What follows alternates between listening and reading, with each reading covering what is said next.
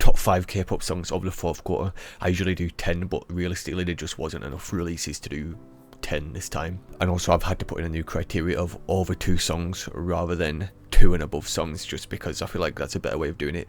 But honestly, Islet probably would be number 1 if it wasn't for that. Not Cute Anymore is potentially a top 5 song of the year. I actually think it's my new favourite Islet song alongside Little Monster. Islet again just go from strength to strength, like they really are just that group, to be honest. Honourable mention, My Lover by Mion, good album. Right now, Le Seraphim are on some sort of crazy run of title tracks and just albums in general. Perfect Night, Easy, Crazy Hot, and now Spaghetti, like all just phenomenal. It's been 2 years now without a miss in terms of Korean albums and title tracks. Me Plus You by Twice, the tour solo songs, and Me Plus You, and I'm going to be honest, I really do not like the instrumental on Me Plus You, and I think it's the weakest title track since like Ooh. It's like some R&B boom bap stuff in, it's just, the instrumental is just not great for me, I'm going to be honest. Like, get your pitchforks out, it's fine.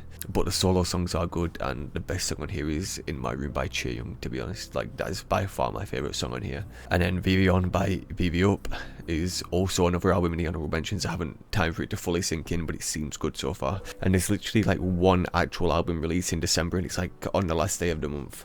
Say My Name, and then that's about it. Islet released this month, but again, it was just a single album. Right, so into the actually it's not even top 5, I'm going 6, because I have to talk about this album. Honestly, this album, it was filled with promise and a lot of potential, but it just ended up being really not as good as it should have been. And it was like half actually really good and half like, unfortunately, because I really wanted it to be good and it should have been. And what I'm talking about is All Day Project. One More Time is one of my favourite songs this year. It's one of the best songs this year, in fact. Firstly, let's start off with what is the biggest disappointment from this album. There's the lack of Youngso solo or unit. Half of the album just does not include Youngso. What the fuck is that about? Like, that actually did annoy me a little bit. I can't lie, as much as it shouldn't have done. She is the main vocalist. She should have a bigger part on this album. I get it's supposed to be more hip-hop rap, but her voice is incredible. Like, look at me, her vocals were the best part about the song. Like, the song is a good song, but she definitely has the best part. So incredibly talented. I can't believe that she would just be left off like this. Obviously, I don't know what's happened there. Maybe I'm overthinking it, but yeah. One More Time, again, one of the best songs this year. Look at Me, a really good song, and You and I is also a good song. But the others, they're not bad, but they're just not great, unfortunately. And I feel like with the producers that the Black Label have, I've said they have the best producers. The instrumentals actually are consistently solid throughout. I don't know, it just lacks a bit of something. So yeah, as much as I do like it, I'm also a bit let down as well, unfortunately. Into the actual top 5, and at number 5 we have Focus by Hearts to Hearts. Ever since Style release, they've like slowly been growing on me as a group, and they are just one of my favourite groups nowadays. Not even just 5th gen, just groups in general, they are up there for me. Their style, like many of the other 5th gen groups are starting to now, is very much solidified. It's like this nostalgic R&B type of songs, which every single one of their songs, by the way, is this same style. They vary in like intensity and energy, but it is still the same genre. They haven't really switched up genre, which I'm hoping at some point they will do. Every group does at some point.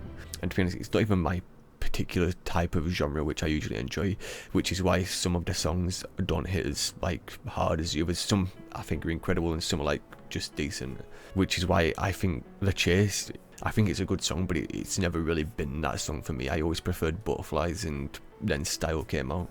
And Blue Moon very much suffers from a last track of the album syndrome, because I'd say after Focus, that's probably the best song on the album, but because it's last, it just doesn't get the streams and recognition it deserves, which happens a lot with songs. Because it's last, it just doesn't get a chance. And at 4, we have The Consistent Performers. To me, they still seem like a rookie group, but it's been almost 2 years since they've debuted, and that doesn't sit right with me. It doesn't seem like that long, it's crazy. And at 4, yes, it is Lip Bomb by Reseen. The consistency of what they're putting out is just ridiculous, and they're definitely fully established themselves now, just hit after hit after hit. Not once have they had an underwhelming release. Everything they do is just, this year they gave us Glow Up, they gave us Dearest with Deja Vu title track, and now we've got Lip Bomb. There's 5 songs on here, and my personal favourite is Love Echo.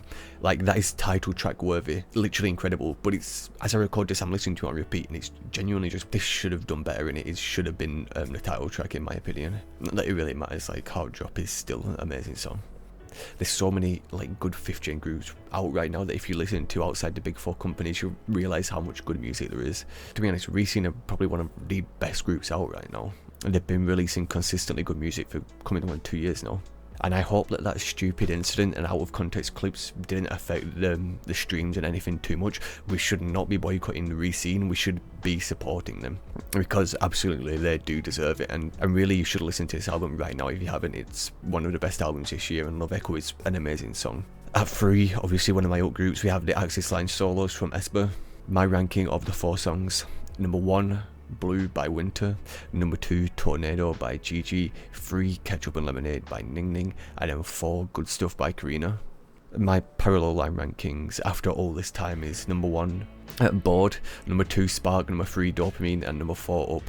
And to be honest, Blue being 1 is surprising for me because it's not my typical genre, and it's somewhat of a slower song, but like holy shit, it just slaps so hard. And Kim Min Jong's voice is from another planet. She's just so good. Like her vocals, her melodies here, it's just some of the best we've had in K-pop in this whole entire year. We haven't had, I wouldn't say we've had like a massive amount of like pure vocal performances from K-pop artists this year, but this stands out to me as one of the best. It's been more like chill vibes and a lot of kind of hip-hop type of stuff this year. And Meow, they do showcase the vocals a lot. They kind of incorporate a lot of rap as well. Who else came out? ADP, one of the bigger groups that debuted this year, a lot of rap. Jenny's album, a lot of rap. Lisa's album, a lot of rap. So the amount of hip-hop influence this year has been greater than the amount of like vocal singing type albums we've had. But yeah, this is one of the better vocal performances we've had this year. And I thought after seeing the concert versions that Tornado would be number 1, but it's ended up being number 2. It's obviously an incredible song, and it's written and produced solely by Gigi and Shintaro Yasuda, and it's very different from Dopamine, but it was also very good. Summer Vibes releasing in November, but yeah, incredible song. I think everybody knows this is a hit. Number 3, Ketchup and Lemonade by Ning Ning. At first, I was like, oh, it's okay, it's whatever, but it has, again, like with Bored happened. Bored was at 4th on my rankings, and then it went up to 1st. The same sort of things happened here, but I'm keeping it at 3rd. The more I listen to it, the better it gets. And also, this song is every TikTok commenter's favourite metaphor. Anytime this audio is used, it's like someone in the comments, well, actually, it signifies the self-destructive nature of the artist and purposely mixing 2 things together which don't go well together. We get it at this point. We understand. Literally, if you ever see the sound, just go into the comments and you see something exactly like that. Good Stuff by Karina. Don't get me wrong, this is a very good song. It's all the songs on here are like phenomenal. This is an upgraded and better version of Up in every single way. Sonically very similar songs. This is just a way better version of Up, to be honest. Everything about it's better. You've got the iconic parts, the verses are better, the chorus is amazing, it's actually better. But yeah, that's it for Axis Line. Number 2, we have We All by Baby Monster.